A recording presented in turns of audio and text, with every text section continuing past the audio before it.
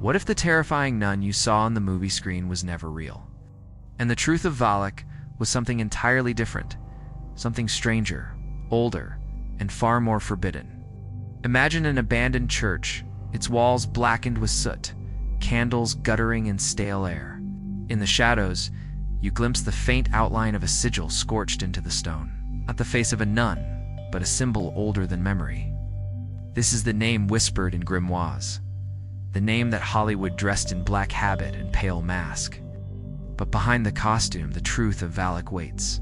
For centuries, stories have painted him as a demon of serpents and hidden treasures, appearing not as a monstrous nun, but as a child with angelic wings, riding upon a two-headed dragon. Innocence fused with duality, wisdom entwined with danger, the image is not grotesque, it is archetypal.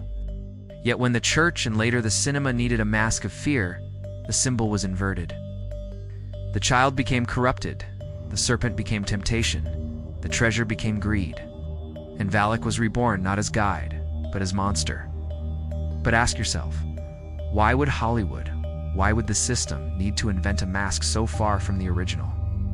What secret are they guarding? What mirror are they hiding? When they turn an angelic child on a dragon into a nun who stalks the corridors of nightmares, perhaps the answer is not in the demon at all, but in what the demon was made to conceal. For Valac may never have been the enemy, but the forbidden key to power you were never meant to hold. To understand why Valac was transformed from a child riding a dragon into the monstrous nun of Hollywood, we must step into the architecture of evil itself. This architecture is not built of bricks and mortar, but of narratives, images, and symbols deliberately inverted to control how humanity perceives power. The story of Valac is not simply a tale of demonology, it is a case study in how systems of religion and entertainment collaborate to rewrite archetypes and harvest obedience through fear.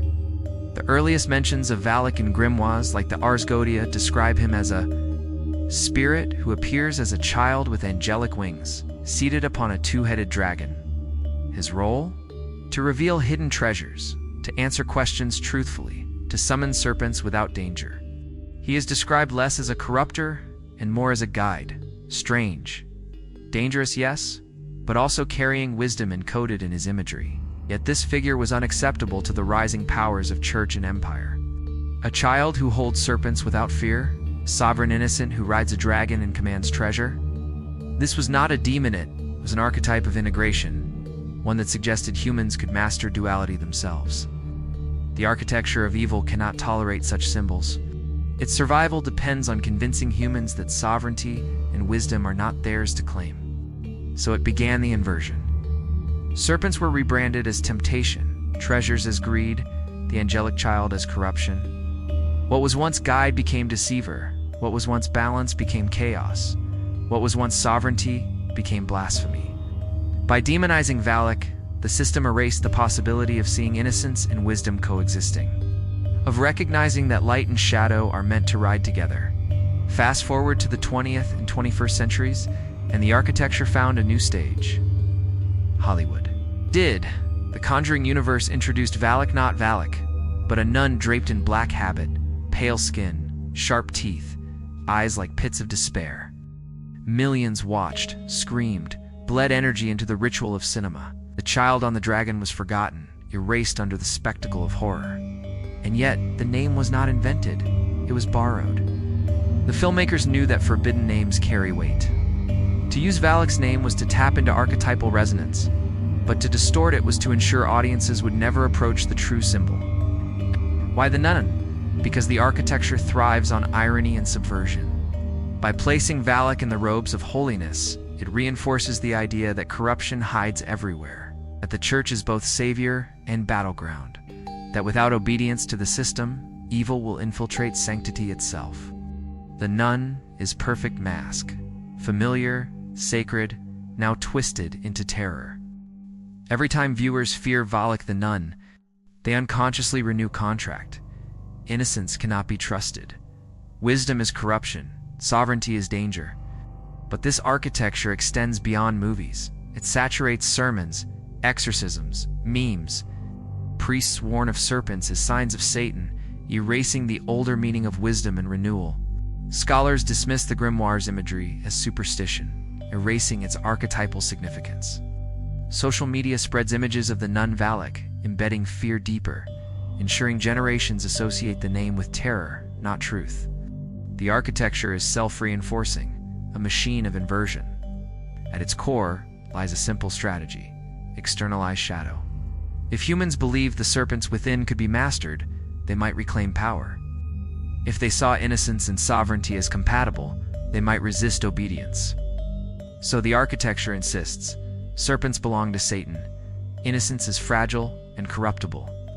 Sovereignty is arrogance, treasures are greed.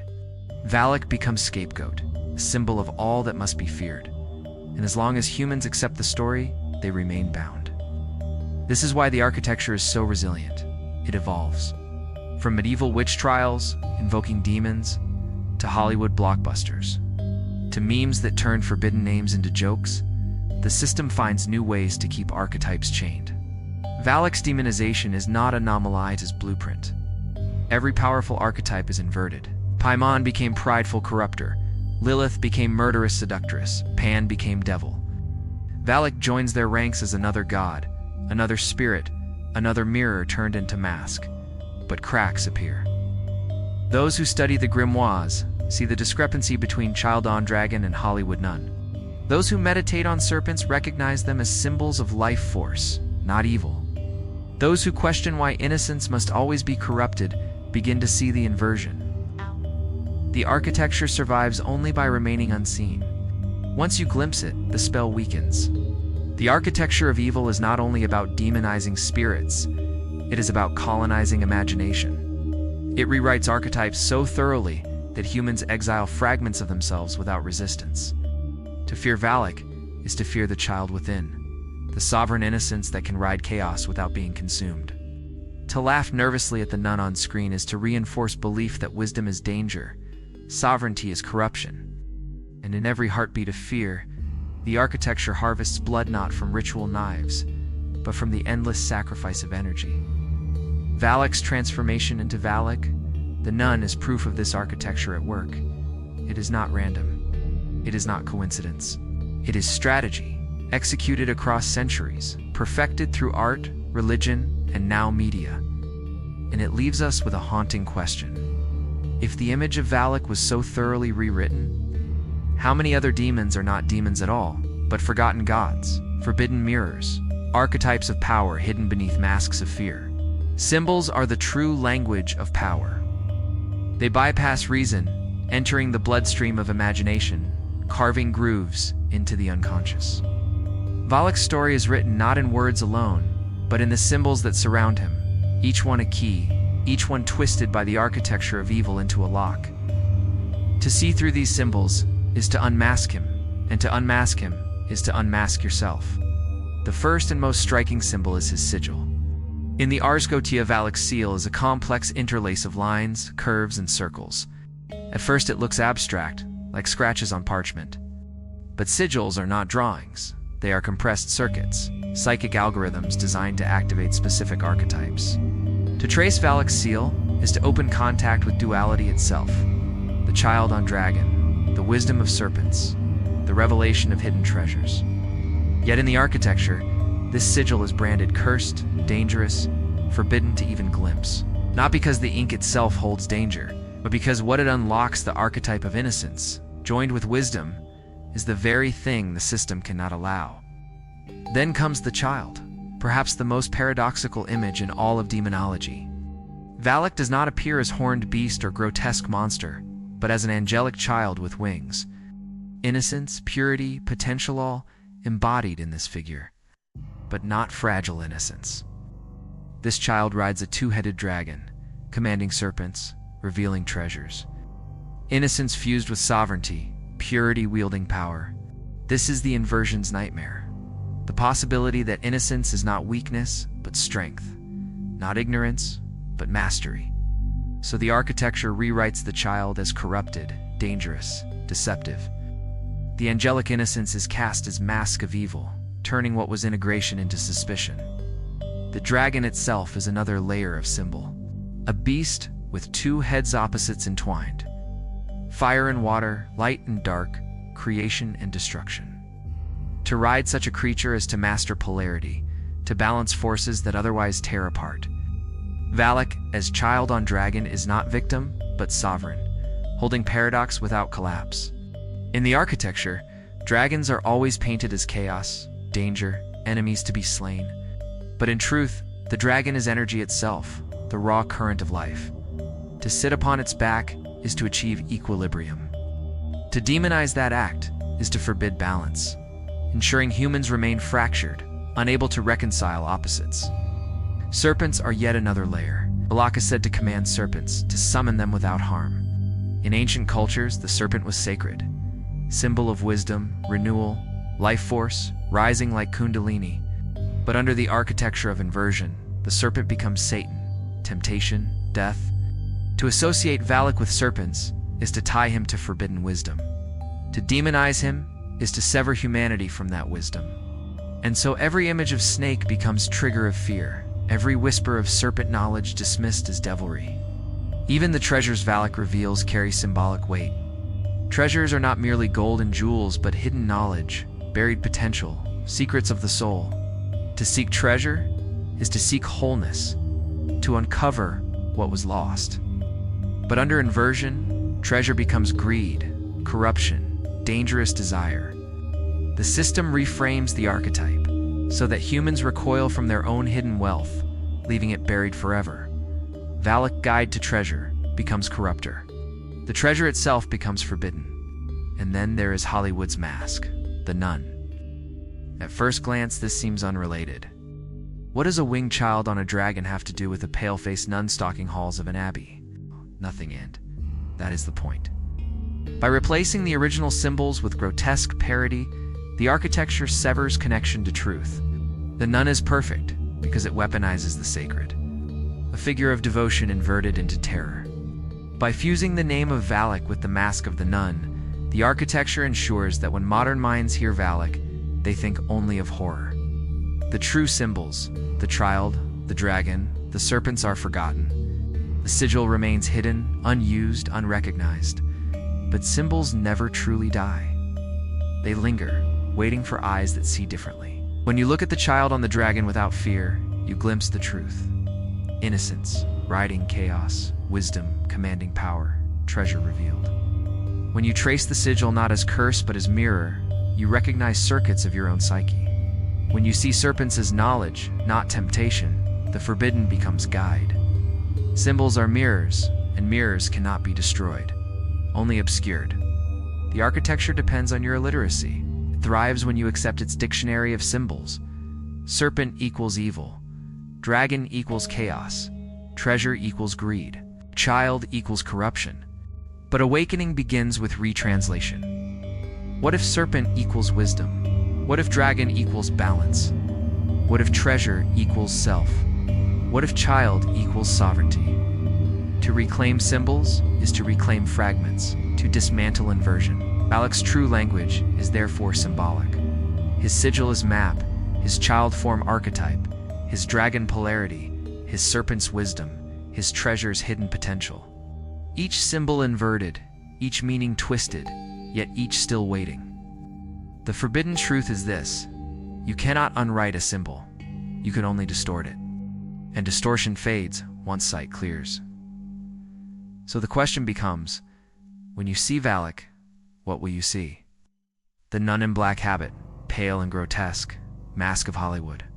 Or the angelic child on dragon, commanding serpents, revealing treasure, the mirror of innocence fused with wisdom? The answer lies not in the symbols themselves, but in the meanings you dare to reclaim. Blood is the undercurrent beneath every tale of demons, sacrifices, and forbidden knowledge. Right. It stains the pages of grimoires, the stones of inquisitorial courts, the flickering screens of horror films.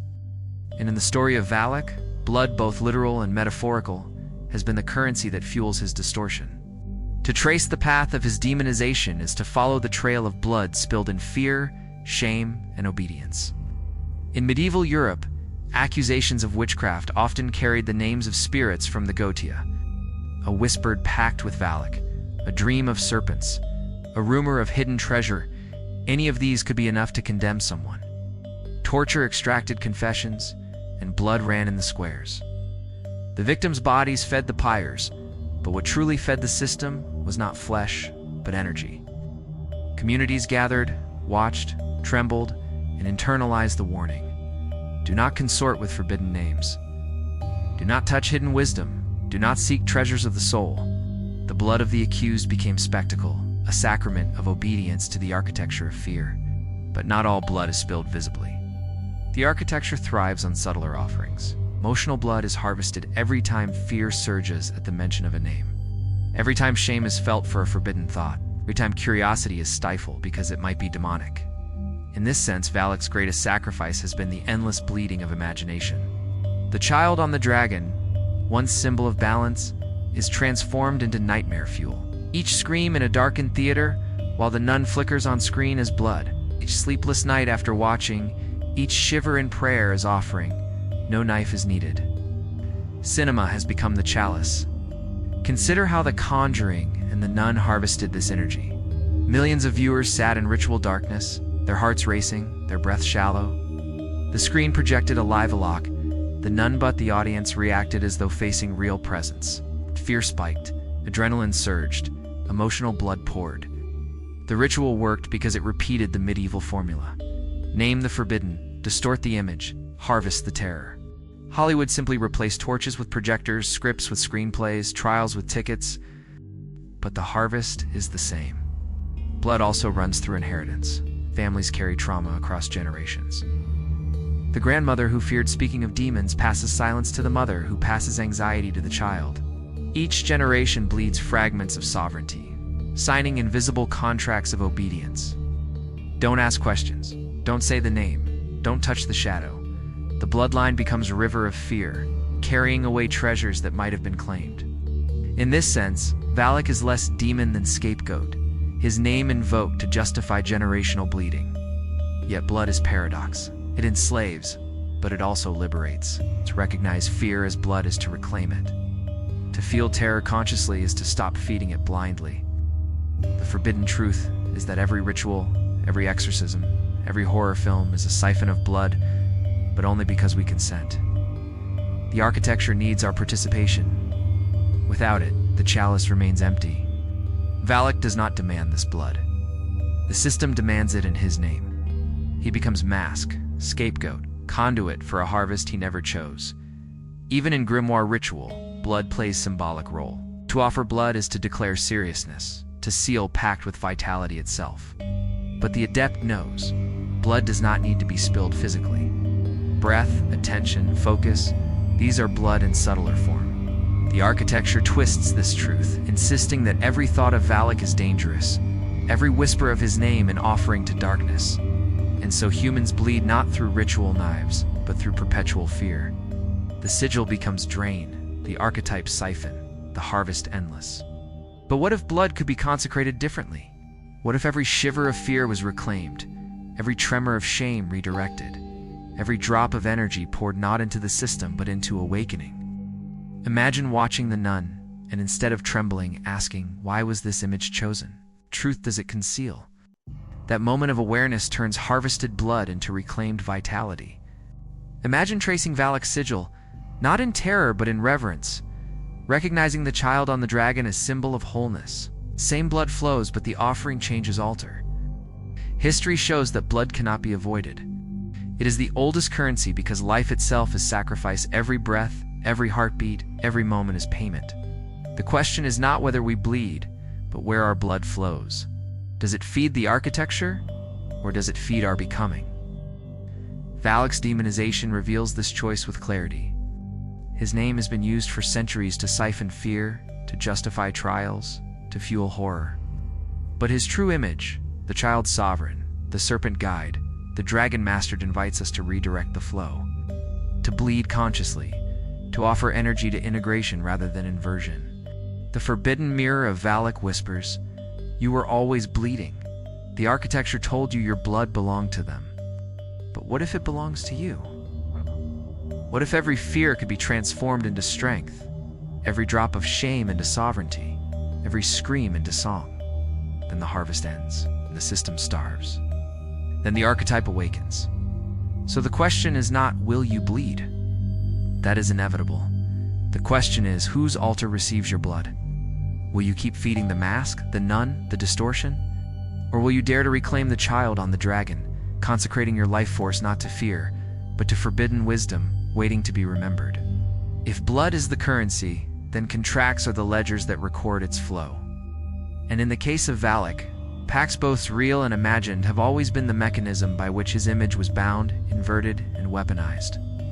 To summon Valac in the grimoires was not only to burn incense and speak his name, it was to enter into agreement. And yet the same structure of pact appears not only in ritual circles, but in pews, in cinemas, and in the whispered fears of families who pass down warnings like inherited contracts. In the Ars Goetia, Valac's role is explicit. He reveals hidden treasures and commands serpents without harm. The magician who dares to call him must draw his sigil, prepare offerings, and speak with precision. The pact is transactional knowledge in exchange for attention, power in exchange for devotion. But the architecture took this form and magnified it, teaching that every contact with Valac meant permanent contract, eternal damnation. By exaggerating the cost, the system made curiosity itself a dangerous signature. Even thinking of Valac became, in the collective mind, an unconscious pact with hell. This is how contracts spread beyond ritual. Religious authorities turned every vow, every prayer, every confession into pacts that bound the soul. To kneel in obedience is to sign. To repeat words of renunciation is to seal. The exorcism, framed as liberation, is in fact a renewal of contract with the church. I reject Satan and all his works, the crowd recites, yet beneath the ritual. The message is clear. Sovereignty belongs not to you, but to the system. Valac is cast as proof of what happens if you dare revoke that agreement. But not all contracts are conscious. Trauma writes invisible clauses into the psyche. A child punished for curiosity learns to fear their own questions. A teenager shamed for desire internalizes a vow of silence. A family that warns against the forbidden passes down an unwritten covenant. We do not touch these names. We do not speak of these things. These are ancestral pacts, signed in silence, and reinforced through generations.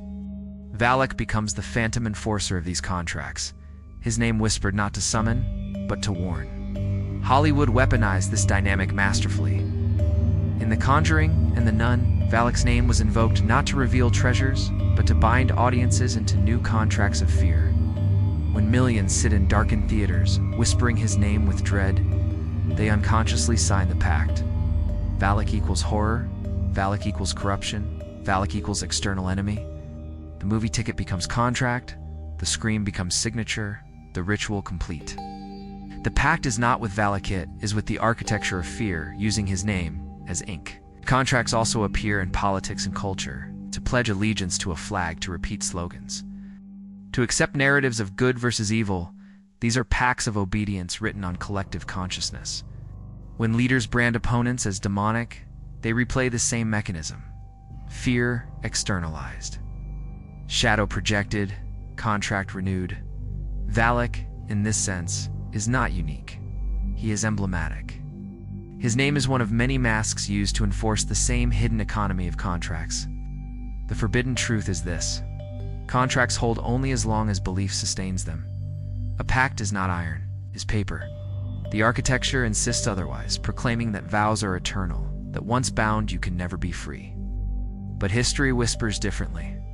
Every heretic who tore up contracts, every mystic who refused to kneel, every seeker who dared to invoke forbidden names without fear, they revealed that consent is the true seal. Revoke consent, and the pact dissolves. To awaken, then, is to renegotiate contracts, to look at Valac and say, I no longer agree to fear.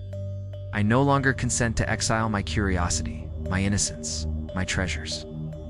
This is the forbidden pact, the one the architecture fears. It is not a contract with a demon, but with yourself, to claim responsibility for shadow, to embrace the child riding the dragon, to master serpents without harm. Such a pact does not enslave, but liberates, because it is written in sovereignty, not in fear. The architecture, of course, retaliates. Brands renegotiation as heresy, defiance as corruption. Those who break contracts are labeled possessed, dangerous, damned. But that too is mask. The system does not fear demons, it fears humans who stop feeding it. Valac is proof, not of eternal damnation, but of eternal possibility. The very name used to frighten you is the one that teaches you contracts can be rewritten. So ask yourself, how many contracts bind you still? How many silent agreements signed in shame, in fear, in ignorance? Oh. And what would happen if you tore them apart, one by one? Would Valac come to punish you? Or would the child on the dragon appear, revealing treasures buried not in earth, but in your own forgotten self? For contracts are not chains of iron, they are words, they are beliefs. Their performance is repeated until they feel eternal. But the moment you awaken, you realize you are the scribe, you are the signer. And you alone can decide which pact remains. Every archetype that threatened the architecture of control was not erased, but inverted. It is never enough to silence a symbol.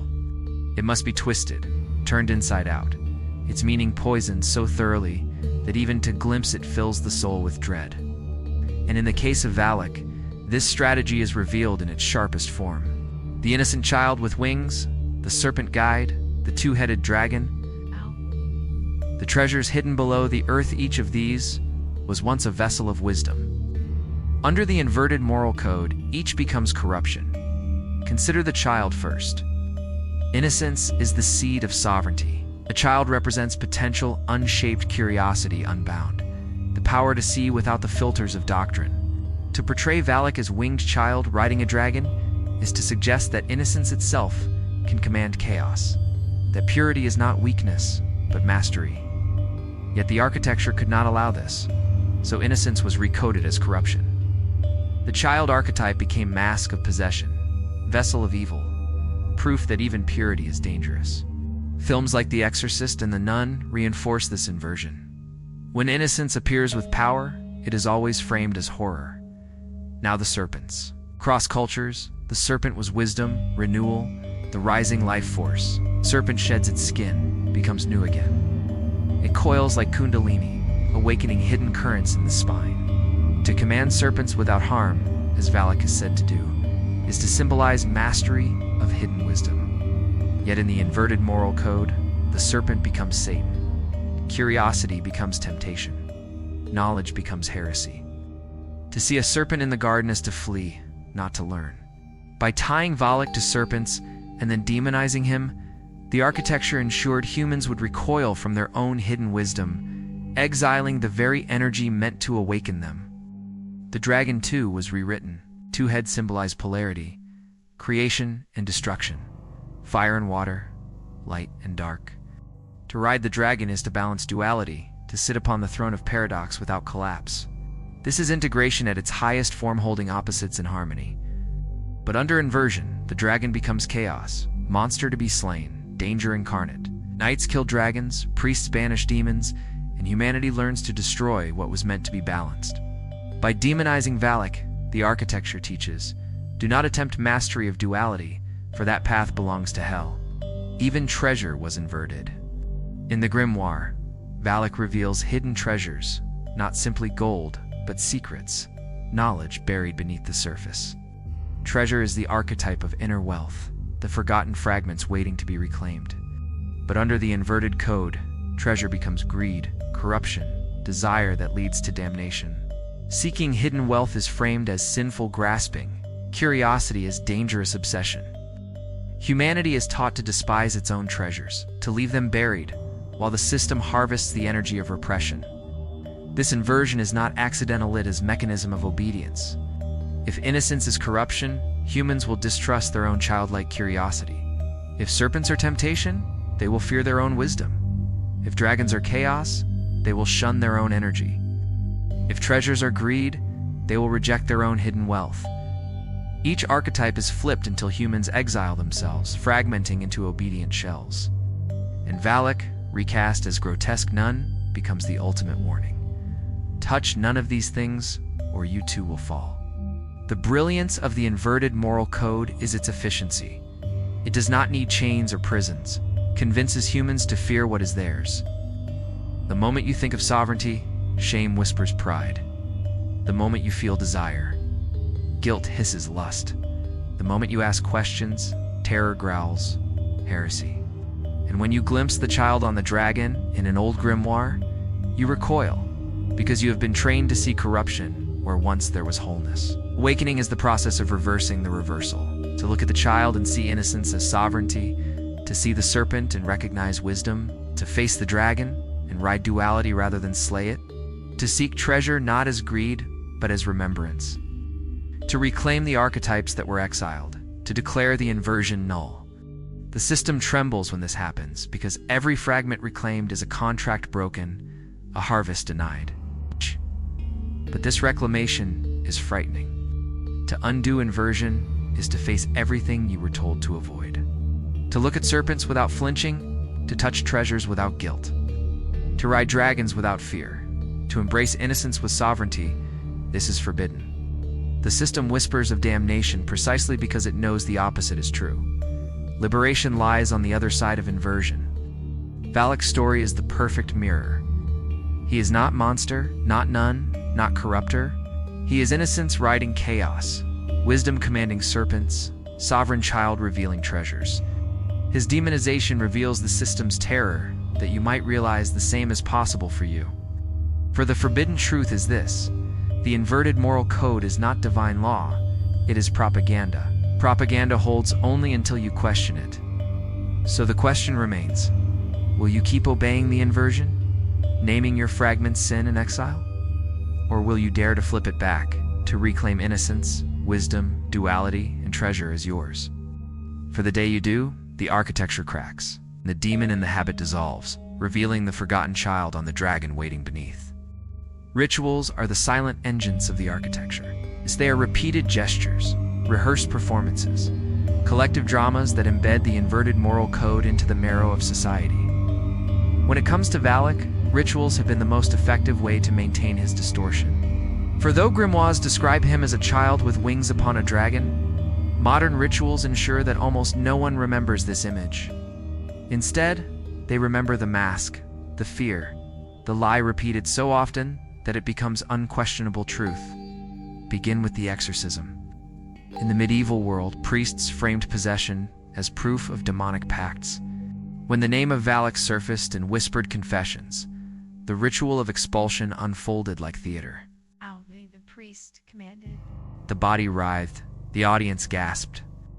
At the climax, the congregation saw sovereignty defeated, knowledge banished, innocence corrupted. They left believing the system stronger. But what they did not see was the hidden pact renewed. Every prayer, every chant, every cry fed energy upward into the architecture. The ritual worked not to free, but to bind. Sermons functioned in the same way. Week after week, preachers spoke of demons lurking in shadows, serpents waiting to ensnare, treasures leading to ruin. Children absorbed these stories long before they could question. Adults repeated them as warnings to the next generation. Each retelling was a ritual of fear, performed around pulpits instead of altars, embedding Valac not as guide, but as enemy. The child on the dragon faded from memory, replaced by whispers of danger. Then came art and entertainment. The modern ritual of cinema is perhaps the most powerful. When the nun flickered on screens across the globe, millions sat in ritual darkness. The name Valac was pronounced, his image distorted into grotesque parody. And the audience reacted in unison. Gasps, screams, nervous laughter. This is ritual. The screen is altar, the script incantation, the audience congregation. Fear surged, energy bled, and the archetype was bound again. The child with wings was nowhere to be found.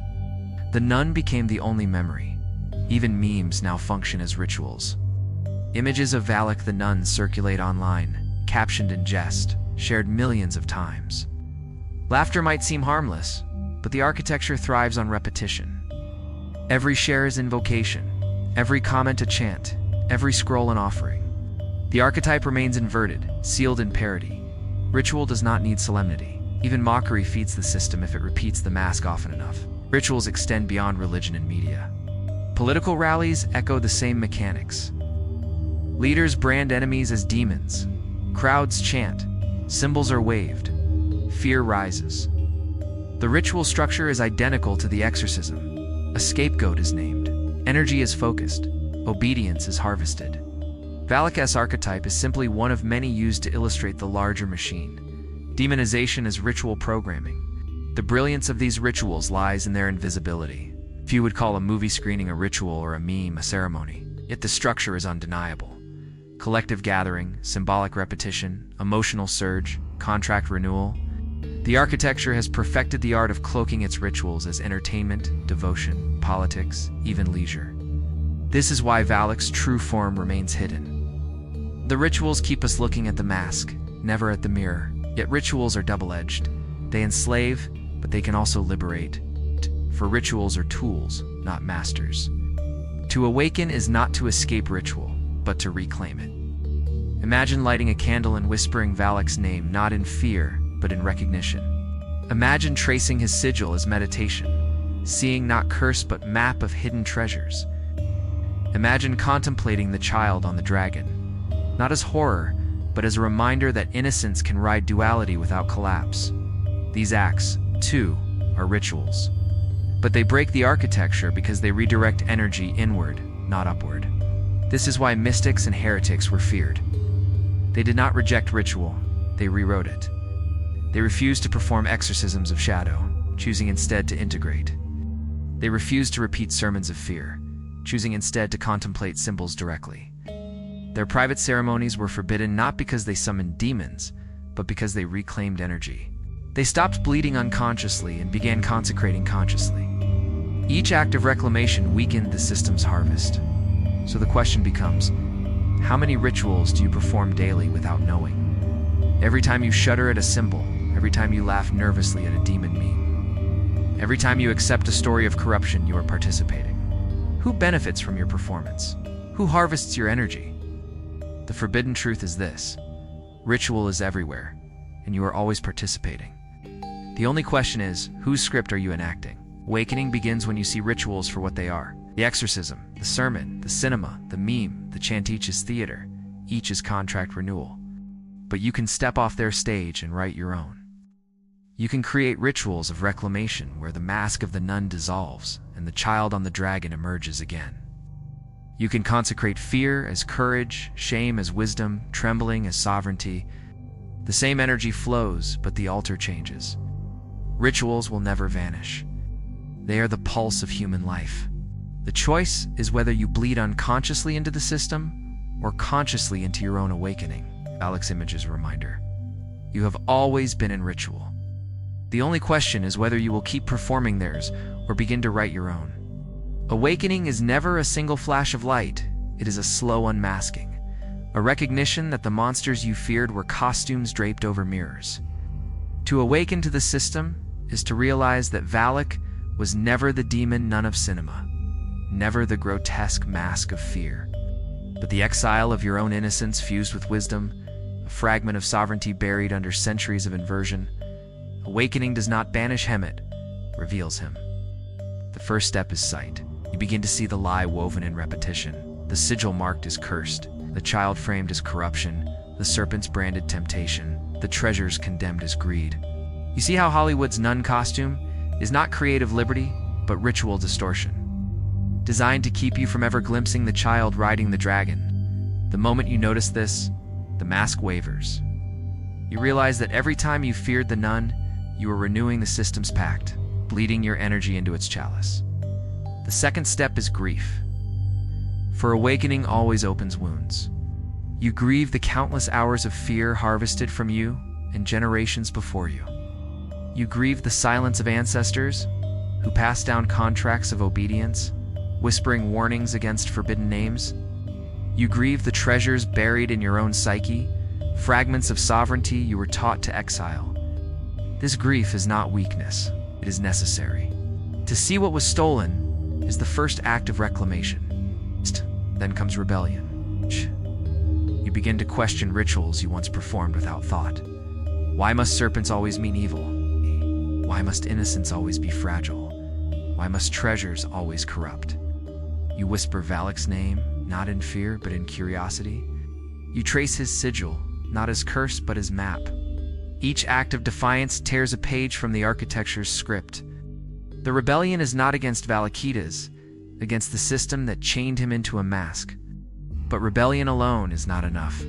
Integration is the heart of awakening. For if you merely invert the inversion, you risk repeating the same trap: fear flipped into pride, repression flipped into indulgence. Integration demands balance, the very balance the child on the dragon represents. To integrate Valac is to accept that innocence can ride duality, that wisdom can command serpents, that treasures can be sought without greed. It is to hold the paradox without collapse, to reconcile fragments without exile. In this, Valac ceases to be demon and becomes guide, the archetype of balance restored. Awakening also means rewriting contracts.